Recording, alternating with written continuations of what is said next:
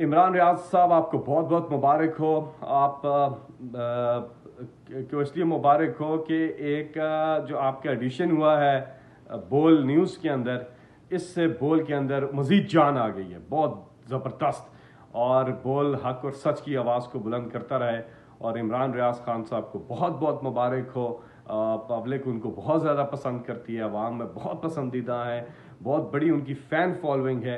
तो इससे ना सिर्फ इमरान रियाज साहब को एक अच्छा प्लेटफॉर्म पे आ गए हैं, बल्कि इस प्लेटफॉर्म को यानी कि बोल न्यूज़ को भी बहुत ज़्यादा फ़ायदा होगा इमरान रियाज का। मैं हूँ इमरान रियाज खान, अब आप मुझे देख पाएंगे सिर्फ बोल न्यूज़ पर।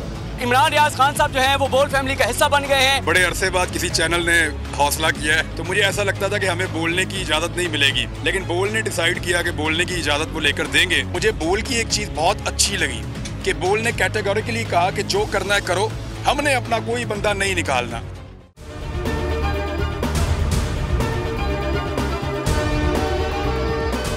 सबसे ज्यादा व्यूज, सबसे ज्यादा रील्स और सबसे ज्यादा रेटिंग के साथ बोल अब भी नंबर 1 पोजीशन पर बरकरार। सब्सक्राइब करें और बेल दबाएं ताकि कोई खबर रह न जाए।